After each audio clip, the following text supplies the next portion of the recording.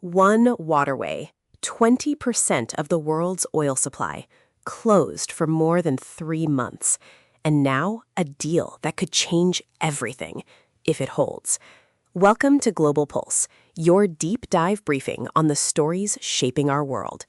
Today, we are going all in on the U.S.-Iran peace deal, what sparked the conflict, what the agreement actually says, what it means for oil prices and your wallet, and the serious questions that remain unanswered as we speak. To understand where we are today, we need to go back to the morning of February 28, 2026. United States and Israeli forces launched nearly 900 strikes in a 12-hour window, targeting Iranian nuclear facilities, military infrastructure, air defenses, and leadership. The immediate concerns driving the operation, according to U.S. and Israeli officials, included Iran's advancing nuclear program, its ballistic missile capabilities, and the collapse of diplomatic efforts to renegotiate a nuclear framework after years of failed talks. Iran's response was swift and far-reaching.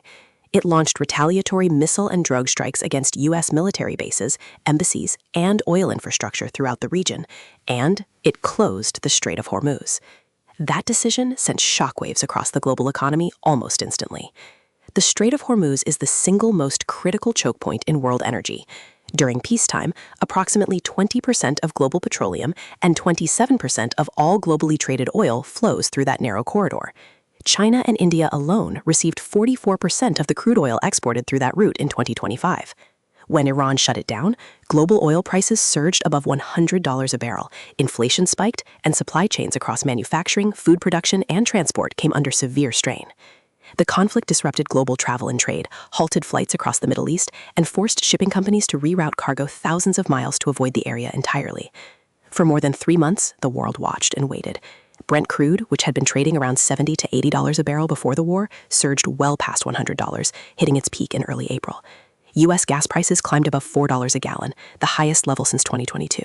Inflation in the United States climbed to 4.2% in May, the fastest pace in 3 years, according to economic data. Real wages fell for 3 consecutive months as energy costs squeezed household budgets. Then, on the evening of June 14, 2026, something shifted. Pakistan's prime minister, who had been serving as a key mediator between Washington and Tehran, announced publicly that a peace deal had been reached. He confirmed the agreement included an immediate and permanent termination of military operations on all fronts, including in Lebanon. Iranian officials quickly confirmed the news, saying it put an immediate end to hostilities.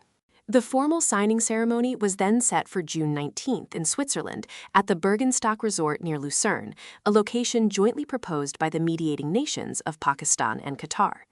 So what exactly is in this deal? The agreement is structured as a 14-point Memorandum of Understanding. Based on multiple reports from sources including Iran's Mehr news agency and separately from Bloomberg and CNN, the key elements are as follows. First, both sides declare an immediate and permanent end to the war on all fronts, including in Lebanon. Second, the United States will immediately allow Iran to resume oil exports. The Treasury Department will issue waivers covering Iranian crude oil, petrochemical products, and all related services including banking, insurance, and transportation. Third, the U.S. naval blockade on Iranian ports will be lifted. Fourth, Iran reaffirms its commitment under the Nuclear Non-Proliferation Treaty not to produce nuclear weapons. Fifth, the fate of Iran's enriched uranium stockpile and remaining nuclear issues will be addressed in a second phase of negotiations, scheduled to run over 60 days following the signing. Sixth, a proposed $300 billion private sector reconstruction fund has been outlined to help rebuild Iran's economy. And seventh, the release of approximately $24 billion in frozen Iranian funds has been flagged as a condition for those final negotiations to begin.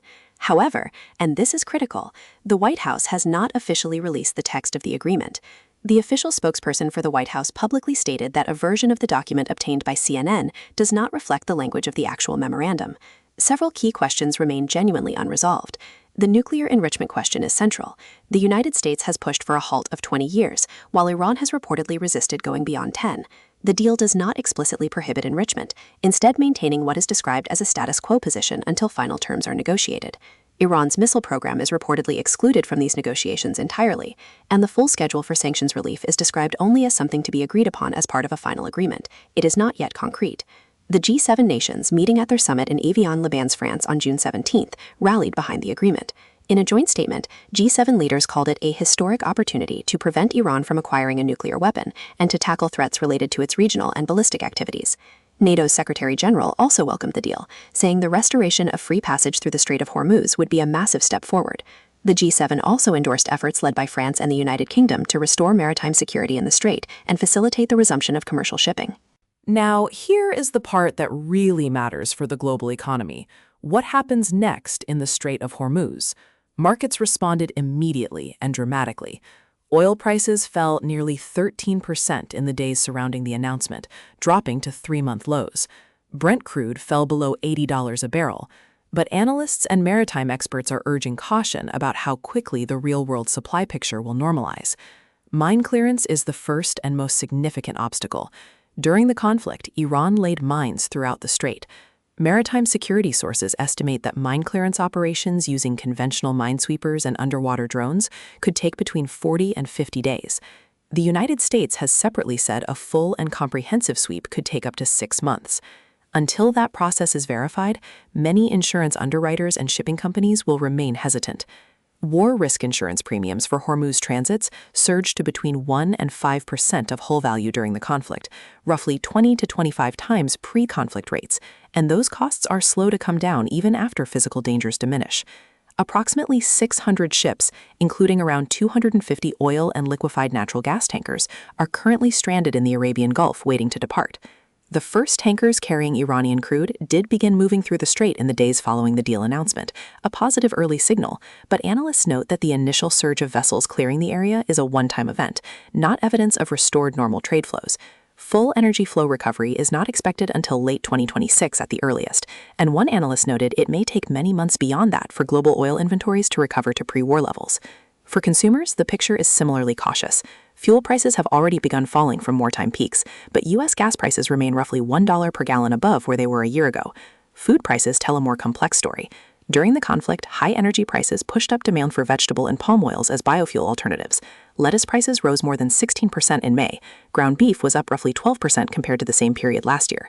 Experts note that while lower crude oil prices should eventually reduce these costs, food prices are historically sticky. Retailers and producers are unlikely to pass on savings quickly, and some prices may not return to pre-war levels at all. Now, perhaps the most significant complication: Israel's response.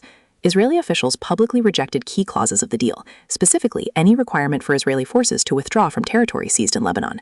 Senior Israeli ministers stated plainly that the agreement does not bind their country, and that Israeli forces would remain in security zones in Lebanon, Syria, and Gaza indefinitely. Meanwhile, Israeli strikes on southern Beirut continued even as the deal was being announced, prompting strong words from Washington urging restraint. The deal includes a ceasefire on all fronts, including Lebanon, but Israel was not part of the negotiations and has not signed the agreement. This is the defining fault line. Lebanon and Israel are scheduled to hold another round of talks in Washington on June 22nd, pegged to an earlier ceasefire arrangement that was not honored. Hezbollah has not been included in any of the current negotiations. The G7 endorsed efforts towards Hezbollah's disarmament and the strengthening of Lebanon's sovereignty, but on the ground, the situation remains deeply volatile. Domestically, within Iran, the deal is also politically complex. Iranian state media confirmed the agreement at the highest levels, but independent reports indicated that final sign-off from Tehran's leadership was not yet fully secured at the time of announcement. Some Iranian officials publicly stated that their government had not yet reached a final decision. The deal requires Iran to make significant commitments on nuclear activity in exchange for economic relief, and hardliners within Iran have long viewed uranium enrichment as a sovereign right, not subject to foreign negotiation. Back in the United States, the administration has confirmed it intends to send the peace agreement to Congress for review. Political opposition from within Washington itself has already emerged, with critics arguing that allowing Iran to immediately resume oil sales provides a crucial economic lifeline without requiring sufficient upfront nuclear concessions. Here is where things stand as of today, June 17, 2026. A preliminary deal has been reached. The first Iranian oil tankers are moving again. Oil prices have dropped significantly. The formal signing is scheduled for 2 days from now in Switzerland, and 60 days of deeper negotiations on nuclear issues, sanctions relief, reconstruction financing, and regional security are set to follow. But the agreement is a Memorandum of Understanding, not a final treaty. Its terms are still partially contested, partially undisclosed, and facing resistance from one of the most significant actors in the region. The Strait of Hormuz will not reopen fully overnight, prices will not normalize immediately, and the hardest diplomatic work on nuclear verification, on Lebanon, on sanctions, on missile programs is still ahead. What we are witnessing is not the end of this story.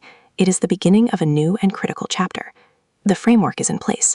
Whether it holds and what shape the final deal takes will determine the stability of the Middle East and the direction of global energy markets for years to come. If this story matters to you, and if you think understanding the full picture matters more than a 30-second headline, subscribe to Global Pulse and hit the bell. We cover every layer, every angle, every time. We will see you in the next one.